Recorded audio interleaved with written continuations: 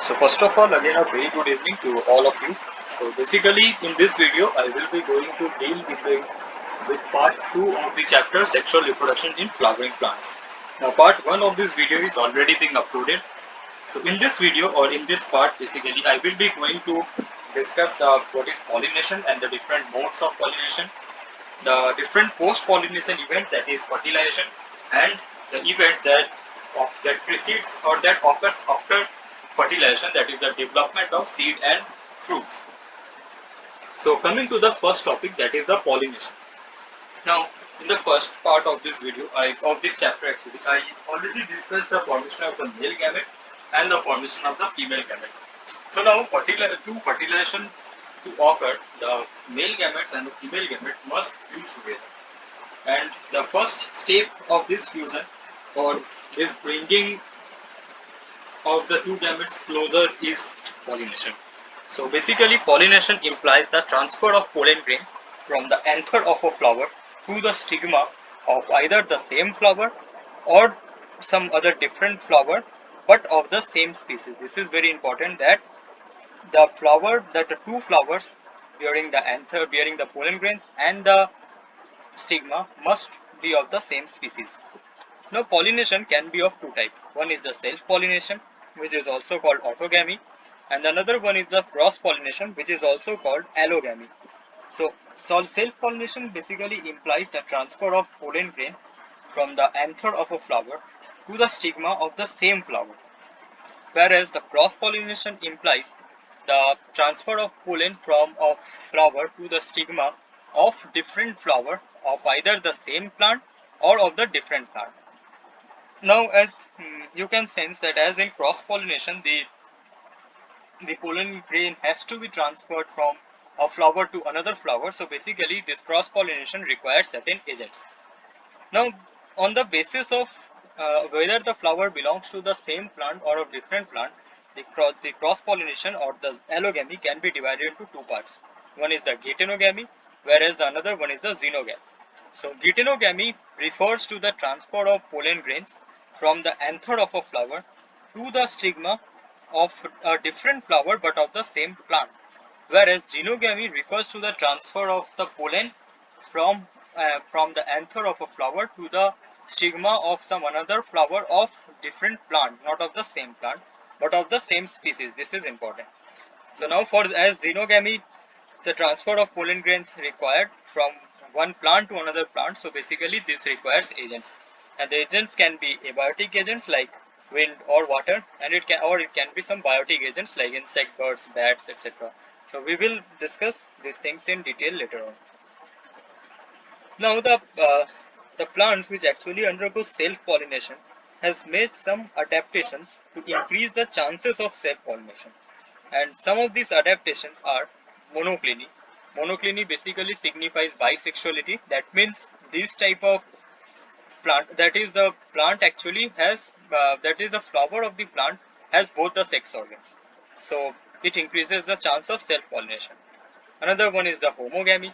It is basically when both the sex organs of the flower, that is the stamens and the carpels, mature at the same time. That is called the homogamy. So this also increases the chances for self-pollination. Then in some plants, there are certain flowers which are bisexual but they does not open throughout their life. And those flowers are called the clistogamous flowers.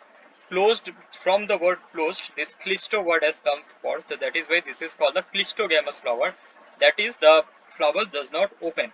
So as the flower does not open, so there is no chance for any other foreign pollen grain to enter into the flower. So it increases. So it basically the only one option remains for this type of flower, that is self pollination, and it occurs in Commelina, viola, etc. One thing is important to note, that there are certain plants like viola, oxalis, and Commelina. These three plants actually produces both the two types of flowers, that is the chasmogamous flower and the clistogamous flower. Now, chasmogamous flower are basically those normal flowers which opens after flowering, which opens after a certain reproductive at a certain reproductive age.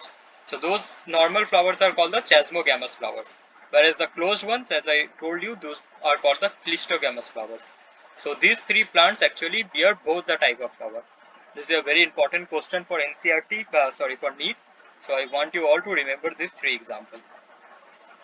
Now, as the plant has made certain adaptations for self-pollination, it has also adapted itself for cross-pollination. So there are certain adaptations which actually favors the plant to uh, facilitate cross-pollination. Like one is the dicrene.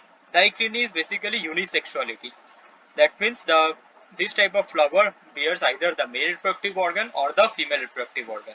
So as it does not bear a reproductive organ, either the male or the female, it actually nullifies the effect or the concept of self-pollination. So basically cross-pollination is the only mean here. Another thing is the dichogamy. Dichogamy is basically the development where the process in which either the stamen or the carpel matures at a later stage. That means either the stamen develop first or the carpels develop first. So there are two types of dichogamy. One is the proto-andry and another one is the protogyne. Now pro word has come for first and andry means androecium and gyne means gynoecium. So basically proto-andry signifies that the anther of this type of flowers mature earlier than carpel. For example in salvia. Whereas protogyne signifies that the carpel of this type of flower matured earlier than stamen. For example, in case of Ficus bengalensis, Saraka indica, etc. So these two actually favors the chances for cross pollination as the flower has both the sex organs, but the sex organs develop at a matures at a different stage. Another thing is the chasmogamy, that is the opening of a floral bud. As I already told you, the opening of a flower. So as the flowers are open, so it basically increases the chance for cross pollination. Another thing is the hercogamy. Now, hercogamy is basically in certain plants or certain flowers, there are certain morphological barriers which actually prevent the anther and stigma to come on contact with each other. That is, the flower actually bears both the sex organs, the stigma and the anther, but there is certain morphological barrier which actually prevents the pollen grain from anther to get onto the stigma of the same plant. So this is called hercogamy. It occurs in Calotropis gloriosa, etc. Then there happen certain flowers in which the length of the filaments of stamen and the length of the styles are different, which actually decreases the chance for self-pollination. I will not say that heterostyle actually prevents self-pollination, but it decreases the chance for self-pollination. And then there is self-sterility. Self-sterility is the condition in which the pollen grain of a flower cannot germinate on the stigma of the same flower. So this is basically genetical and it is controlled by a number of genes. And this type of condition is called self-sterility. So this type of flowers has only one option, that is to cross-pollinate to improve in number and to continue their generations. Now this self-sterility can be due to the genotype of the mother tissue, and that is called the sporophytic incompatibility, whereas this can be due to the genotype of the pollen, and it is called then gametophytic incompatibility. So remember this. Now coming to the agents of pollination. So as I already told you that you can sense that the cross pollination requires agents. So one of the more common agents are the abiotic agents, like the wind or the water. And the most common abiotic agents is the wind. So when the pollination occurs through wind, then this type of pollination is called anemophily, and the flowers are called anemophilous flowers. For example, this type of pollination occurs in coconut palm, date palm, maize, and most of the grasses. And almost all gymnosperms, the pollination is by anemophily. So basically there are certain characters of this type of flowers. That means the flowers are colorless, odorless and nectarless because they doesn't need insects for pollinate. The pollen grains are light and winged so that they can be carried to long distances by the help of air. The stigma is feathery and hairy, and the pollen grains are produced in large number as there is no side directed pollination, and the wind can randomly take the pollen grain to any part, so basically there is a huge chance of destruction of pollen grains. So basically this type of flowers produce a large number of pollen grains. And one thing I want you to note is that this type of flower basically have a single ovule in each ovary, and numerous flowers are packed in a single inflorescence. And another thing is that yellow clouds are formed in the sky in case of pinus. When the pollen grains of pinus are pinus is a gymnosperm. When the pollen grain of pinus are pollinated by the help of wind, some yellow the sky appears yellow due to the yellow coloration of the pollen grains of pinus, and that is called the sulfur shower. Now, when the pollination occurs by means of water, then it is called hydrophily. From hydro word has come from water, and the type of flower are called the hydrophilous flower. Now, it is mostly quite rare in flowering plants and occurs mostly in monocots. For example, Zostera, Vallisneria, Hydrilla, etc. Now, there are majority of aquatic plants like water hyacinth, water lily. Those plants are aquatic plants, but they actually are not pollinated by water. They are pollinated by insect or wind. And the characteristics are the flowers are basically small, nectar and odor glands are absent as there is no role of insect. The pollen grains are light, and the pollen grains are covered by a mucilage cover so that the which actually prevent the pollen grain from getting wet, and the stigma is long so that it can release the pollen grain on the surface of water. Sorry. Now, there are two types of hydrophily. One is epihydrophily and the another one is the hypohydrophily. Now, epihydrophily is something in which the pollination takes place on the surface of water. For example, in case of Vallisneria, what happens is that the flowers of this type of plant actually comes on surface of the water and releases pollen grains on the surface of water. And those pollen grains then reaches the flowers on the other side of the flowers on the other side of the water and pollinate them. And it occurs in Vallisneria. Whereas hypohydrophily is the condition in which the pollination takes place inside the water. In this case, the plant actually releases pollen grains inside the water, and it is then pollinated by the help of water currents, and it occurs in Zostera and Hydrilla. I want you to remember these bold examples. These bold examples are very important. So remember the example of epihydrophily is Vallisneria, that is epihydrophily is seen is Vallisneria, and the hypohydrophily is seen in Zostera and Hydrilla. And hypohydrophily word itself signifies hypo means low. So basically it itself signifies that it occurs inside water. So these are the two types of hydrophily. Now coming to entomophily. Now I told you that there are abiotic and biotic agents. So this is a type of biotic agent of pollination. Now entomophily is basically the pollination by insects, and the flower are called entomophilous flower. Now the pollination by animals is called zoophily, and entomophily is basically a part of zoophily. So, and most of the pollination occurs by honeybees, because we know that honeybees actually pollinate flowers by as a form of collecting nectar. So there are certain adaptations which actually favors entomophily. These are the flowers are brightly colored so that to attract the insect, and nectar glands are present in this type of flower. And most flowers are bigger, so have a landing platform for the insect. The pollen grains are spiny and contain pollen kit. I already mentioned what is pollen kit in the part 1 of this video. So basically pollen kit actually helps in attaching the pollen to the hairs of the body hairs of the insect, and the stigmas are sticky so that the pollen grains can get stuck to the stigmas of different flowers. Now plants have modified themselves for this type of pollination to occur. So what are these modifications? So there are certain flowers like bougainvillea which have attractive bracts. So in case of bougainvillea, the bracts have become attractive or have modified themselves to become attractive to attract the insect. Now very interesting relationship lie between yucca and pronuba moth. Yucca is a plant and pronuba moth is a moth. So basically the insect lays egg in the ovary of the flower and in turn pollinate. So the life cycle of both depend on each other. So this is a type of mutualism in which the pronuba moth lays egg lays egg in the ovary of the plant and in turn pollinate, which is helpful for the yucca plant.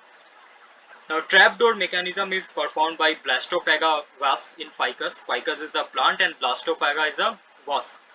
Now, in this, wasp visit the flower and lay egg inside the ovary. Now, the pollen grains stuck to the body of the wasp and are transported to the other flowers. Another mechanism is a fly trap mechanism, which is seen in Aristocrea, in which the flowers basically um, the flower actually traps the Diptera fly for pollination. Diptera fly, and then after some time releases the fly so that the fly can move to different flower and pollinate. There is another mechanism called the liver mechanism or the turnpike mechanism, which is found in salvia. So what happens is that in case of salvia, this is the structure you can see. The anther and the stigma basically forms a liver-like mechanism where the insect enters the flower and to gain nectar from the ovary, it basically acts as a liver which actually pulls down the anther. So the anther gets touched to the body hairs of the insect and the pollen grains is attached to the hairs of this insect. And when the insect enters another flower to gain nectar, these pollen grains then is transferred to the stigma of those flowers. So this is a type of this mechanism is called the turnpike mechanism or the liver mechanism and is found in salvia. And uh, another modification is seen in Ophrys plant, which is an orchid basically, in which is pollinated by a wasp called Colpia odea. So it occurs by means of pseudocopulation. In this, the flower actually modified itself in such a way to look like a female wasp. So the male wasp uh, uh, comes in the appearance of comes for the appearance of those female wasps and for copulate, and in turn helps in pollination of the flower. So this condition is called pseudocopulation. So these are certain modifications which certain plants have uh, adapted to helps in pollination by insect. Now, the pollination can occur through birds, and this type of pollination is called ornithophily. Ornitho word has come for birds, and the pollination by birds is called ornithophily, and the flowers are called ornithophilous flower. Now, for example, this type of pollination occurs by sunbird or hummingbird in begonia plant, whereas by honeybird in Strelitzia plant, etc. Now, this type of flowers are also usually bright colored to attract the birds. The floral parts are leathery, so that the pollen grains and the pollen grains can attach to the hairs of the birds. And scent is often absent because the birds have nothing to do with the scent. And in some flowers, nectar glands are present, or some edible part are present in the plant, who actually helps, which actually attract the insects. Another one modification is seen in case of Amorpho phallus. Basically, it is the tallest flower. So it is larger in size in such a way that it allows the bird to lay egg in it. Now, when the bird comes to lay egg in this flower, in turn it helps in pollination of this flower. So this is a modification taken by Amorpho phallus flower for ornithophily. Now, there is another type of pollination called Chiroptopily, in which the pollination is brought about by bats, whereas when the pollination is brought about by termites or ant, it is called Myrmecophily, and when it is brought about by snail, it is called Malecophily or Malmecophily. So remember all these names, that what are the pollinating agents and what it is called. Now coming to the outbreeding devices. So basically outbreeding devices are mechanism which actually prevents self-pollination. Now, why a plant or why a plant actually want this type of devices to prevent self-pollination? Because self-pollination does what is that it brings about some the recessive mutations actually is carried on from generation to generation by self-pollination, and it causes inbreeding depression. That is, the dominant characters actually suppresses after 3 to 4 generations of continuous self-pollination. So plants basically have modified themselves in such a way to promote more and more cross pollination. And one such mechanism is to devise some outbreeding devices. Now, all of these outbreeding devices are actually modifications which favors cross pollination. So I have already discussed all these type of outbreeding devices in the modifications for cross pollination. Unisexuality, when the flower bears only one type of sex organ. Dichogamy, when the stamen and carpel matures at different time. Declining, when decline is unisexuality. Orthogamy, when basically there are morphological barriers present between the anther and stigma. Self-sterility, when the pollen grain of one flower cannot germinate on the stigma of the same flower. Heterostyly, the length of the stamen and filament is different. So all this I have discussed. One thing which is new here is the pollen propotency. Now, pollen propotency is the mechanism in which the pollen of a flower germinate faster than of the same flower, thus preventing autogamy. So, it is the type of modification in which the pollen grain of one flower, when falls on another flower, germinate faster than on the same flower. So, basically, these are some of the devices which actually outbreeds self-pollination and promotes cross-pollination. So, these are called the outbreeding devices. Now, pollination is a random process. That is, the pollen of a mango flower can fall into the stigma of a papaya flower. So, if I ask you, does this type of pollination, fertilization occur? So, the answer will be clearly a no. So, why is this? Why the anther of a mango cannot germinate on the stigma of a papaya? Because the plant doesn't have any eye, plant does not know that whose anther is it, whose pollen is it, so how it decided? So because this happens because of the pistil, because the pistil has the ability to recognize the pollen, that is whether it is of the right type or of the wrong type. So if it is of the right type, it allows the germination of pollen and formation of pollen tube and then completion of fertilization. Whereas if it is of the wrong type, then the pollen is degraded and no further process occurs. So all these events that occurs from the time of pollen deposition over the stigma till the time of entry of pollen tube inside the ovule is called the pollen-pistil interaction. And this pollen-pistil interaction is of utmost important in deciding the fate of pollination or the fertilization. Now coming to artificial hybridization. Now artificial hybridization is one such approach of crop improvement program different in which farmers or agriculturists uh, devise basically devise their way in such a way to so that the desired pollen grain of desired plant must fall or must fertilize with the egg desired egg of a desired flower.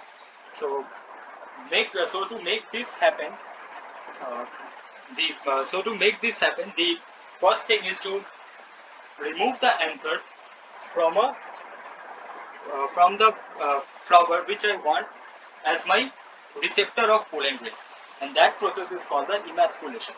So the emasculated flower basically does not have any anther, so there is no chance of pollen formation and no chance of self pollination. Now one thing, now I will select a plant which is of superior quality.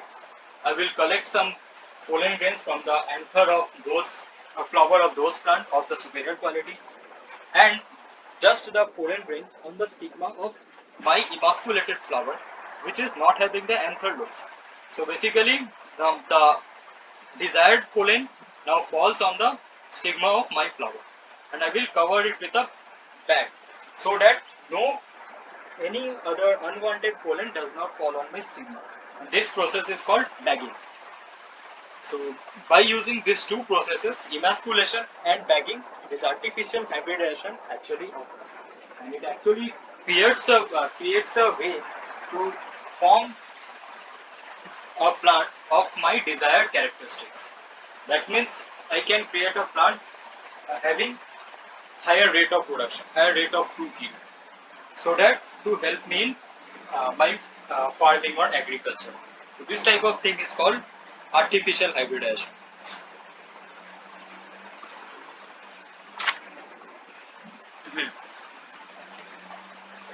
So now the fusion of male and female gametes is called fertilization, that you all know. Now fertilization was first discovered by Strasburger in Monotrapa plant, and the process of fertilization in angiosperm basically involves four steps. First is the germination of pollen grains and pollen tube formation.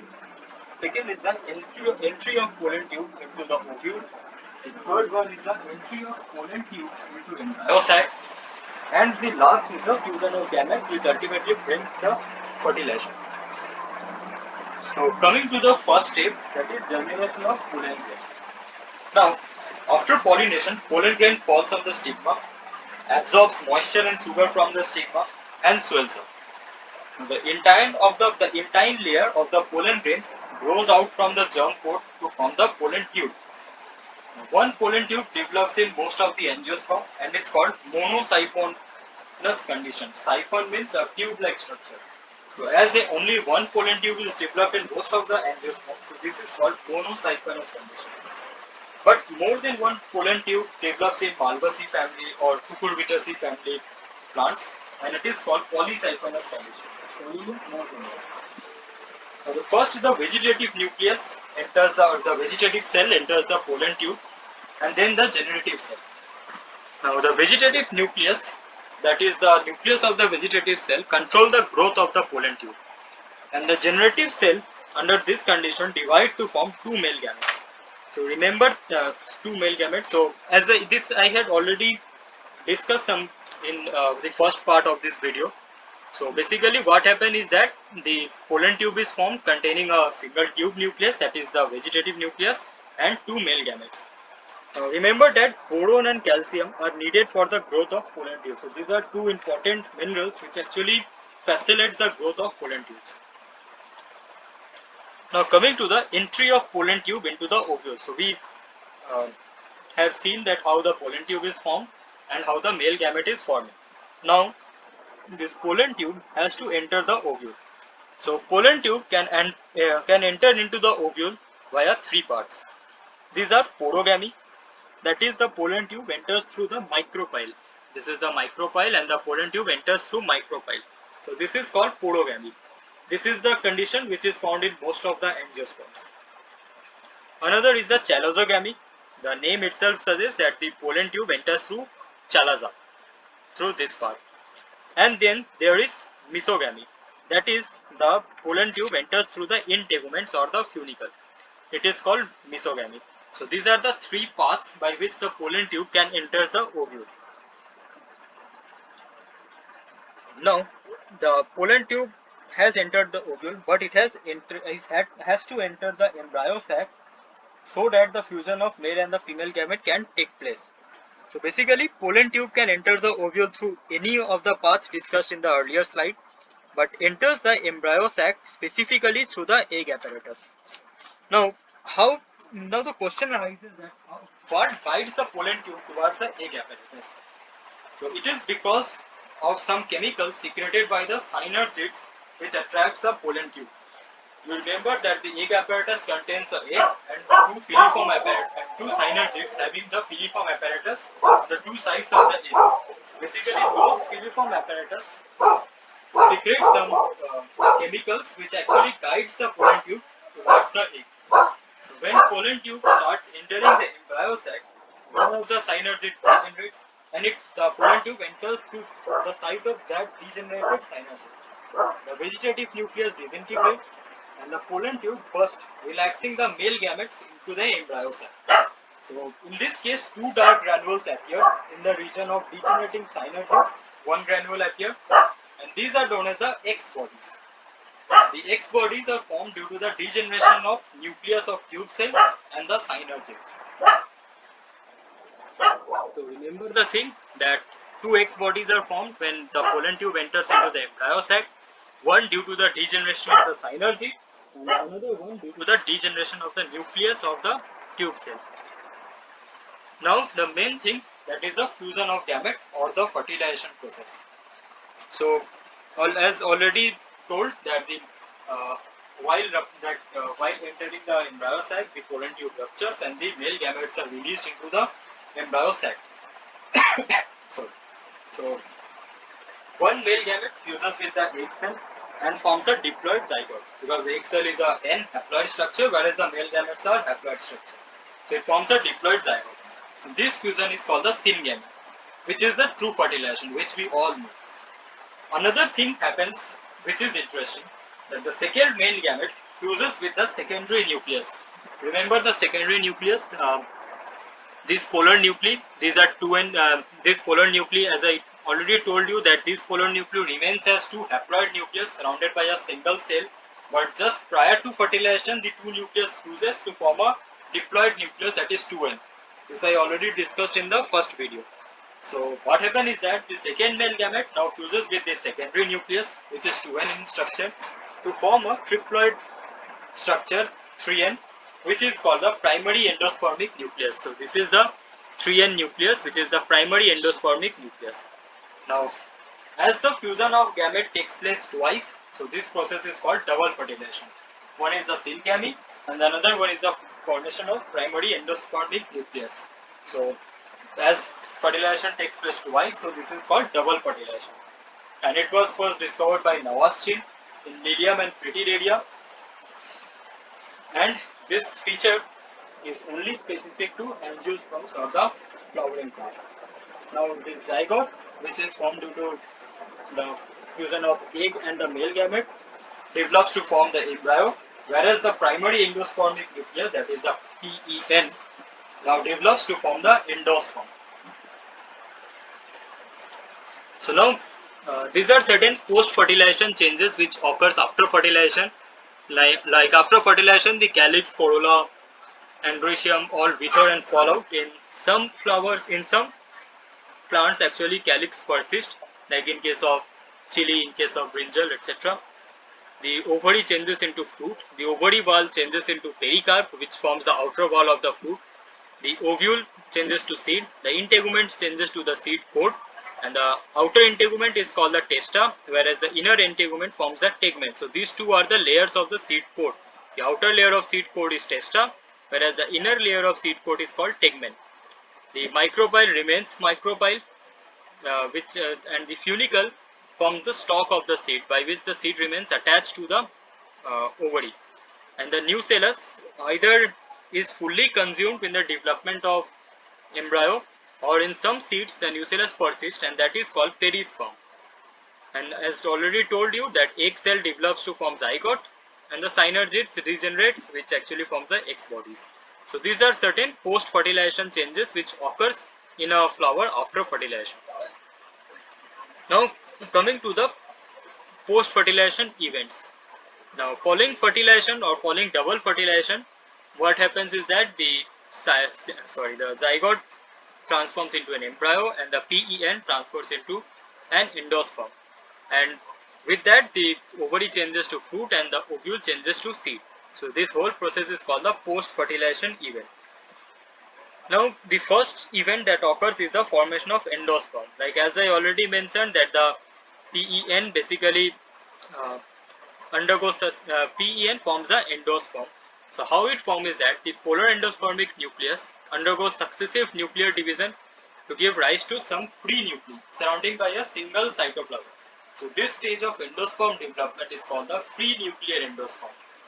And subsequently cellular walls become surrounding each and every nucleus to form a cellular endosperm. So basically there are three types of endosperm. One is the free nuclear endosperm, another one is the cellular endosperm, and another one is the halobial endosperm. Now free nuclear endosperm is such type of endosperm in which the PEN surrounded by a cytoplasm, the nucleus divides continuously to form many nucleus surrounded by a single cytoplasm. So this type of endosperm is called free nuclear endosperm. Whereas cellular endosperm is such in which the nucleus divides, but each nucleus is surrounded by a cytoplasm. So that forms a cellular endosperm. And halobial endosperm is such in which both the free nuclear and the cellular type of endosperm persist. That is, half of the endosperm remains as free nuclear and the half of the endosperm remains as cellular.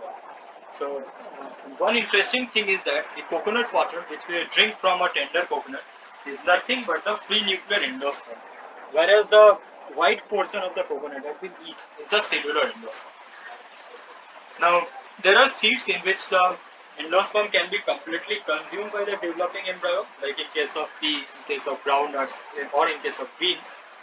Whereas there are certain seeds in which the endosperm can be present in the seeds after the germination as well, and this occurs in castor and coconut. Now coming to embryogeny. So embryogeny is basically the process of formation of embryo. Now the zygote, which is formed due to the fusion of male and female gamete, after a period of rest develop into embryo, and this process is called embryogeny.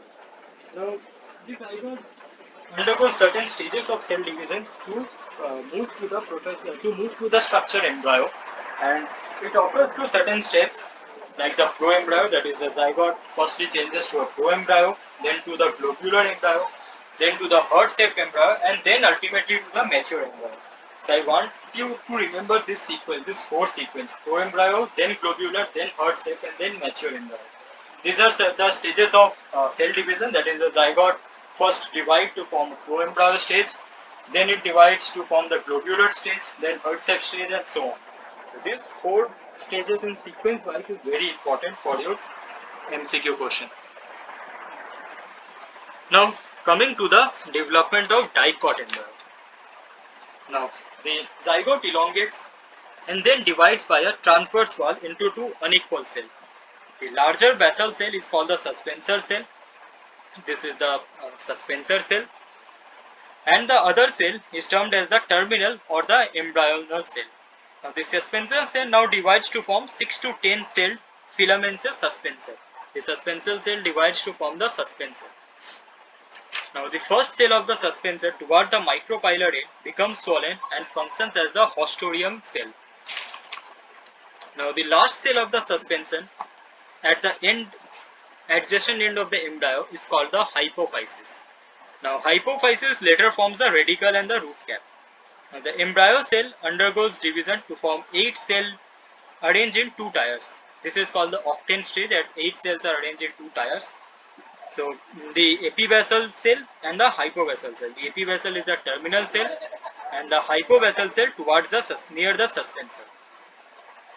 The epibasal cells form the two cotyledons and plumule, and the hypobasal cell forms the hypocotyle. So in this way, the embryo of a dicot is developed from a single zygote. Now coming to the structure of the dicot embryo. So dicot embryo basically contains two cotyledons. Cotyledons provides nutrition to the growing embryo. The epicotyle, this is the portion between the cotyledon and the plumule. The plumule actually ultimately helps in the formation of soup, which you already know. The hypocotyle, it is the region between the cotyledon and the radicle. The radicle is the root part of the embryo, which ultimately helps in root formation. And then the root cap, the root tip is covered by a root cap. So this forms the structure of a dicot embryo. Now coming to the development of a monocot embryo. Now in monocot also, the zygote elongates and divides to form a basal and a terminal cell. Now the basal cell produces a large suspensor cell. The terminal cell now divides by another transverse wall to form two cells. The top cell, after a series of divisions, forms the plumule and the single cotyledon, whereas the middle cell, after many divisions, form hypocotyle and radicle. So in this way, the embryo of a monocot is formed from a single zygote. And coming to the structure of monocot embryo, you can see that the monocot embryo basically contains a single cotyledon, and the cotyledon is called the scutellum. The epicotyle is basically the portion which is situated above the scutellum, and epicotyle consists of the shoot apex and the coleoptiles. The coleoptile is basically the part which actually covers the plumule, whereas coleophysa is the part which actually covers the radicle or the root cap. And in some monocot, there is a remains of second cotyledon remains, and that is called epiblast. Like in case of wheat, the remains of a second cotyledon remain, and that is called the epiblast. So this is the structure of a monocot embryo. So monocot embryo consists of scutellum, that is the cotyledon, the shoot apex or the plumule, the radicle, The covering of plumule, that is the coleoptile, and the covering of radicle, that is the coleorhiza. Now, coming to the development of seed. So, seed basically the ovule after fertilization changes to a seed. And it is the final product of sexual reproduction. As you all know that it consists of a seed coat, cotyledons and embryonal axils. In case of diploid, two cotyledons are present. In case of monocot, a single cotyledon is present. And the cotyledon are simple and generally stored food. Now the seed coat is formed from the integument, as I already told you. The outer seed coat is called the testa and the inner seed coat is called the tegmen. And in some seeds, the nucellus, the remains of the nucellus remains, and that is called the perispore. And for example, black pepper, beans, etc. And the point of the there is a scar on the seed coat called the hilum, which actually marks the point of attachment of the stalk of the placenta to the ovule. That forms the hilum. And there is a small opening just below the hilum, which is called the micropyle, which actually provides the region from where water enters into the seed during germination. So this is the development structure of a seed. This thing I have already discussed in the morphology chapter. So now on the basis of stored food, there are two types of seeds. One is the endospermic or albuminous seed, and another one is the non-endospermic or ex-albuminous seed.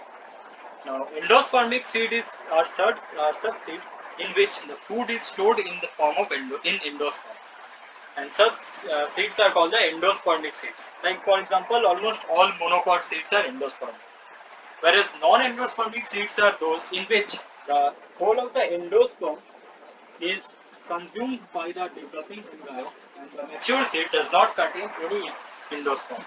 And that is called non-endospermic or ex-albuminous seeds. And it occurs in case of pea, groundnuts, etc. Now, the formation of seedling from a dormant embryo is called the germination, which you all know. Now, the embryo does not germinate only after it is formed. It is present inside the seed, and seed is basically provides a place for the embryo to maintain itself in unfavorable condition, in a dormant state, that is the inactive stage.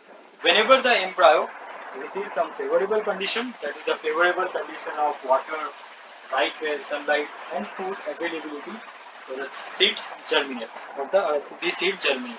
And this process of germination is basically of two types: the apigeal germination and the hypogeal germination. Whereas another type of germination can also be found, it is called the viviparous germination. So now coming to the first one, that is the apigeal type of germination. Now in this type of germination, the hypocotyl elongates. As a result, the cotyledons are pushed out of the soil.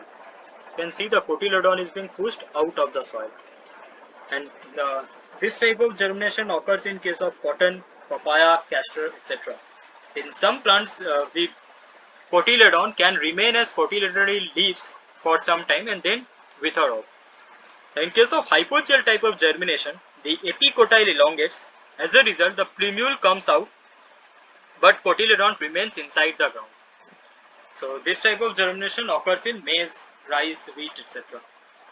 There is another type of germination which is called the viviparous germination, where the seed germinates inside the fruit while the fruit is still attached to the parent plant. And this type of germination occurs in mangrove trees. Now coming to the fruit. So the ovary after fertilization develops into a fruit. The wall of the fruit is called pericarp. In certain fruits the pericarp is fleshy. In those type of fruits, the pericarp can be divided into three parts: the outer epicarp, the middle mesocarp, and the inner endocarp. Now when the fruit is developed from ovary, it is called a true fruit. For example, in case of mango and coconuts. Whereas there are certain fruits in which the apart from ovary, certain other parts of the flower like thalamus, inflorescence, calyx, etc. can be modified to form the fruit. This type of fruits are called the false fruit or pseudocarp. For example, it occurs in apple, strawberry, etc. In case of apple, it is formed by thalamus. So this is called the false fruit. Now fruits can be of three types. One is the simple fruit, another is the aggregate fruit, and another one is the composite or multiple fruit. Now simple fruit are those which is formed from the ovary of a single pistil, that is the flower contains a single pistil. Whereas the aggregate fruits are those fruits in which the fruits are formed from carpels of one flower, that is the flowers bear more than one carpel. Whereas composite or multiple fruit are those in which the fruit develop from a complete inflorescence. For example, in case of banyan and jackfruit. So these are called composite or multiple fruit. So I have discussed all this in the chapter morphology, so you can go through that notes as well. Now coming to parthenocarpy. So parthenocarpy is basically the formation of fruits without fertilization. In certain plants, the fruit are formed without fertilization, as a result of which the seedless fruits are formed. And this is called parthenocarpy. For example, it occurs in banana. Mostly parthenocarpy is induced by using growth hormones for agricultural benefit. Like obviously no one wants to eat a banana with a seed. So to develop the seedless fruit, the agriculturists have devised this method of parthenocarpy by inducing certain hormones. So now I'm coming to the end of this class, and I have two topics remaining. One is apomixis and the another one is the polyembryony, which is a new topic to all of you. So now coming to the first one, that is apomixis. So apomixis is basically a modified form of asexual reproduction in which seeds are formed without fusion of gamete. As no fusion of gamete is occurring, so that is why it is called the apomixis. Now apomixis, the organism that actually reproduces by apomixis is called the apomict. For example, some members of Asteraceae family and some grasses. Now there are three types of apomixis found. One is apogamy, another is apospore, another one is the parthenogenesis.